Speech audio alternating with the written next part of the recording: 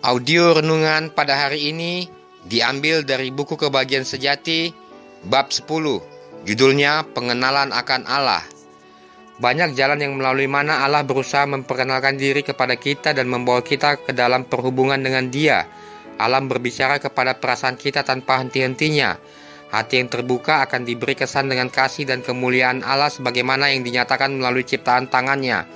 Telinga yang sudi mendengarkan dapat mendengar serta mengerti hubungan-hubungan Allah melalui benda-benda alam.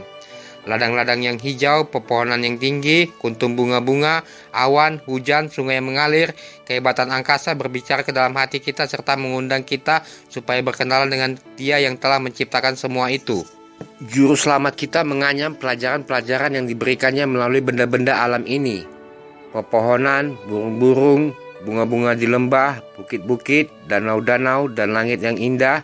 Begitu pula segala peristiwa yang terjadi di sekitar kehidupan kita sehari-hari, semuanya dihubungkan dengan firman kebenaran itu supaya pelajaran-pelajaran yang diberikannya senantiasa diingat meski di tengah kesibukan hidup manusia itu. Allah mau supaya anak-anaknya menghargai pekerjaannya serta menyukai keindahan yang tenang dan bersahaja yang telah dijadikannya menghiasi bumi kita ini. Dia penggemar keindahan, dan di atas segala keindahan secara luar itu dia menggemari keindahan tabiat. Dia mau supaya kita mengusahakan kesucian dan kesederhanaan, sifat-sifat indah yang halus dari bunga-bunga itu. Jika kita mau mendengar, segala ciptaan Tuhan akan mengajarkan kepada kita pelajaran-pelajaran penurutan dan pengharapan yang berharga. Dari bintang-bintang yang dalam peredarannya melintasi angkasa menyusuri jalan yang tidak berbekas yang ditentukan bagi mereka dari zaman ke zaman sampai kepada atom yang terkecil sekalipun. Benda-benda alam menuruti kehendak Allah, dan Allah memelihara serta menjaga segala sesuatu yang dijadikannya. Dia yang menopang dunia yang tidak terhitung banyaknya, pada saat yang sama juga memelihara keperluan burung pipit kecil yang menyanyikan nyanyian pujian tanpa rasa takut.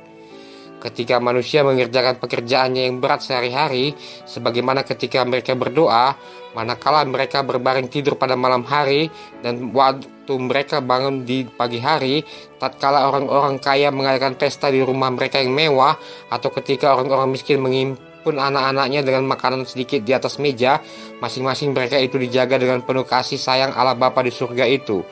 Tiada linangan air mata yang mengucur yang tidak diperhatikan oleh Allah. Tiada senyum yang tidak dilihatnya. Jika kita mempercayainya dengan sungguh-sungguh, segala bentuk kecemasan yang tidak sepatutnya akan lenyap. Kehidupan kita tidak begitu dipenuhi kekecewaan seperti sekarang ini. Segala sesuatu, baik kecil maupun besar, diserahkan ke tangan Tuhan yang tidak dirisaukan oleh beragam keperluan atau ditaklukkan oleh keluh kesah. Kita akan menikmati satu kedamaian jiwa yang bagi orang lain sudah lama tidak dirasainya. Sebagaimana perasaanmu menggemari keindahan bumi ini, bayangkanlah dunia baru nanti yang tidak akan pernah mengenal dosa dan maut, di mana wajah alam tidak lagi dibayangi kutuk. Bayangkanlah tempat tinggal orang-orang yang diselamatkan itu, dan ingat bahwa wujudnya akan lebih mulia dari apa yang dapat digambarkan oleh angan-angan pikiranmu yang paling tinggi sekalipun.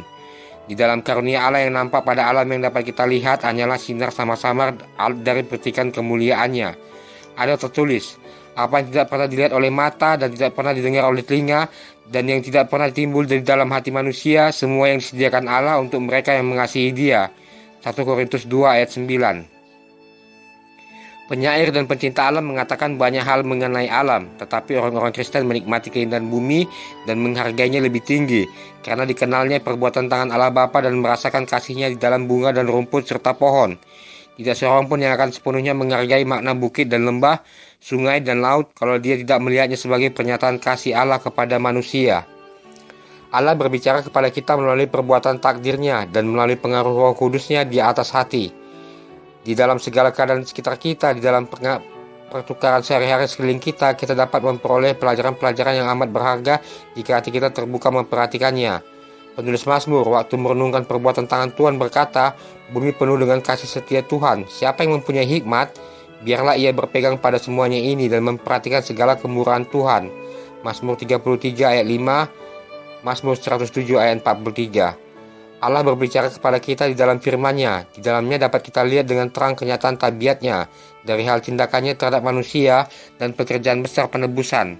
Dengan inilah di hadapan kita dibentangkan sejarah para bapa dan nabi serta orang-orang saleh zaman dulu. Mereka itu sama seperti kita. Yakobus 5 ayat 17. Kita dapat melihat mereka berjuang melawan kekecewaan kita, bagaimana mereka jatuh pada pencobaan sama seperti kita. Namun demikian hati mereka diberanikan dan menang melalui anugerah Allah. Dan dengan memandang hati kita pun diberanikan dalam usaha memperoleh kebenaran itu. Apabila kita membaca pengalaman-pengalaman mereka yang amat berharga, dari hal terang dan kasih serta berkat yang mereka nikmati, dan dari hal pekerjaan yang dibawakannya melalui anugerah yang diberikan kepada mereka itu, maka roh yang menggerakkan mereka menyalakan sebuah api kerinduan yang suci dalam hati kita, dan suatu keinginan menjadi seperti mereka dalam tabiat sebagaimana mereka berjalan bersama Allah. Mengenai perjanjian lama, Yesus mengatakan, lebih benar lagi mengenai perjanjian baru. Kitab-kitab suci itu memberi kesaksian tentang aku, Sang Penebus yang di dalamnya kita mengharapkan pusat kehidupan kekal. Yohanes 5 ayat 39. Memang seluruh Alkitab menceritakan dari hal Yesus Kristus. Mulai dari catatan pertama dalam Kejadian, segala sesuatu dijadikan oleh Dia dan tanpa Dia tidak ada sesuatu pun yang telah jadi dari segala yang telah dijadikan, sampai kepada penutupan janji itu. Sesungguhnya aku datang segera. Kita membaca mengenai pekerjaannya serta mendengar suaranya. Yohanes 1 ayat 3, Wahyu 22 ayat 12. Jika Anda mau berkenalan dengan Juru Selamat, pelajarilah kitab suci. Penuhilah hati dengan firman Tuhan. Firman itulah air hidup yang memuaskan dahagamu. Firman itulah roti hidup yang turun dari surga. Yesus berkata, jikalau kamu tidak makan daging anak manusia dan minum darahnya, kamu tidak mempunyai hidup dalam dirimu.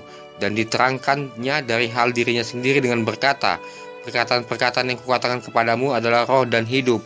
Yohanes 6 ayat 53 dan 63. Tubuh kita terdiri dari apa yang kita makan dan minum. Maka sebagaimana dengan perkara jasmani, demikian pula lah dengan perkara rohani, yakni apa yang kita pikirkan, itulah yang memberi corak dan kekuatan rohani kita. Penebusan adalah satu perkara yang ingin diselidiki malaikat. Hal itu akan menjadi ilmu dan nyanyian orang tebusan sepanjang zaman yang tidak berkesudahan. Bukankah hal itu perlu dipelajari dengan teliti pada saat sekarang ini? Kemurahan dan kasih Yesus yang tiada batasnya, pengorbanan yang diberikan demi kepentingan kita, perlu dipikirkan dengan sungguh-sungguh dan dengan segenap hati. Kita sepatutnya tinggal dalam tabiat penebus dan pengantara kita yang amat dikasihi itu. Kita selayaknya merenungkan tugasnya menyelamatkan umatnya dari dosa mereka. Jika kita merenungkan perkara-perkara surgawi, iman dan kasih kita akan makin bertumbuh kuat. Dan doa kita pun semakin berkenan kepada Allah, karena doa itu semakin berpadu dengan iman dan kasih. Dia itu akan lebih hangat dan berarti. Maka keyakinan akan tetap bertambah terhadap Kristus, dan pengalaman hidup sehari-hari di dalam kuasanya menyelamatkan dengan sempurna semua orang yang datang kepada Tuhan melalui Dia. Jika kita merenungkan kesempurnaan Juru Selamat, kita akan rindu diubahkan sepenuhnya dan dibarui dalam gambaran kesuciannya. Akan ada satu jiwa yang lapar dan dahaga untuk menjadi seperti Dia yang kita puja itu. Semakin kita pikirkan Kristus, semakin kita bicarakan tentang Dia kepada orang-orang lain, serta menampilkan Dia kepada dunia. Alkitab ditulis bukan hanya untuk kaum cendekiawan. Sebaliknya, Alkitab itu dirancang untuk orang awam. Kebenaran-kebenaran besar yang perlu demi memperoleh keselamatan sudah dinyatakan dengan jelas bagai siang hari, dan tidak seorang pun akan salah atau tersesat kecuali orang itu menurut pertimbangan pikirannya sendiri, gantinya kehendak Allah yang telah dinyatakan dengan jelas itu. Kita jangan berpegang pada kesaksian seseorang tentang pengajaran kitab suci, melainkan seharusnya mempelajari firman Allah bagi diri kita sendiri. Jika kita membiarkan orang lain berpikir untuk kita, maka tenaga kita akan timpang dan kemampuan menjadi sempit. Kesanggupan pikiran yang mulia itu dikerdilkan karena tidak digunakan dan dipusatkan kepada perkara-perkara yang berharga, sehingga menghilangkan kemampuan menangkap kedalaman makna firman Allah. Pikiran akan menjadi luas apabila digunakan untuk mencari hubungan perkara-perkara kitab suci, membandingkannya bagian demi bagian, serta perkara rohani dengan perkara rohani. Tidak ada yang lebih menguatkan pikiran melebihi belajar kitab suci. Tiada buku lain melebihinya, yang begitu kuat meninggikan pikiran, memberikan kekuatan kepada kemampuan, meluaskan kebenaran-kebenaran yang meninggikan dalam kitab suci. Jika firman Allah dipelajari dengan semestinya, maka manusia yang mempelajarinya akan mempunyai pikiran yang luas, sebuah tabiat mulia, dan tekad teguh yang jarang kelihatan pada zaman ini. Hanya sedikit saja manfaat yang diperoleh dari membaca kitab suci secara terburu-buru. Seseorang dapat membaca seluruh Alkitab namun tidak berhasil melihat keindahannya serta mengerti kedalaman maknanya yang tersembunyi. Satu bagian yang pendek yang dipelajari sampai maknanya jelas kepada pikiran dan hubungannya dengan rencana keselamatan itu lebih bernilai daripada membaca beberapa pasal tanpa tujuan tertentu serta tiada pengajaran positif yang diperolehnya. Peganglah selalu Alkitabmu. Kalau Anda mempunyai kesempatan, bacalah.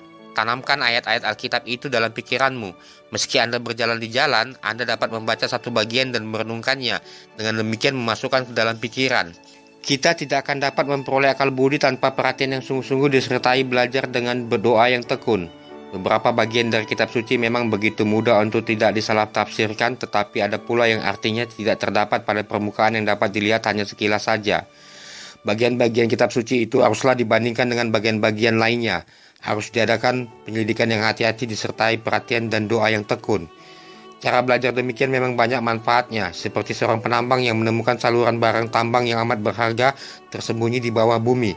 Demikianlah orang yang dengan tekun menyelidiki firman Allah seperti mencari permata-permata kebenaran yang tak ternilai harganya, yang tersembunyi dari pandangan orang yang mencari dengan sembrono.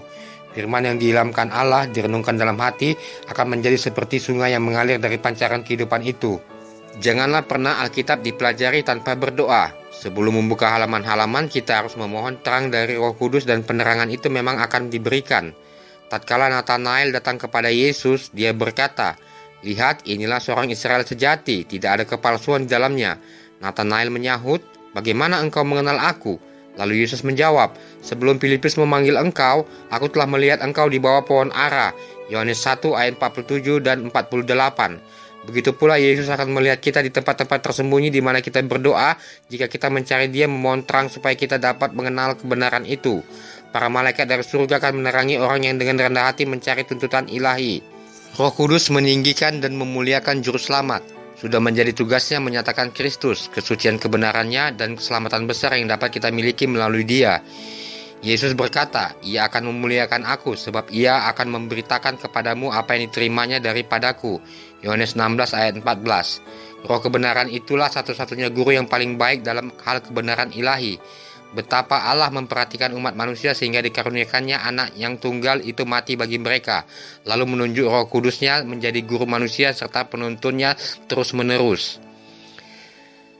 Demikianlah renungan hari ini yang diambil dari buku Kebahagiaan Sejati bab 10, judulnya Pengenalan akan Allah.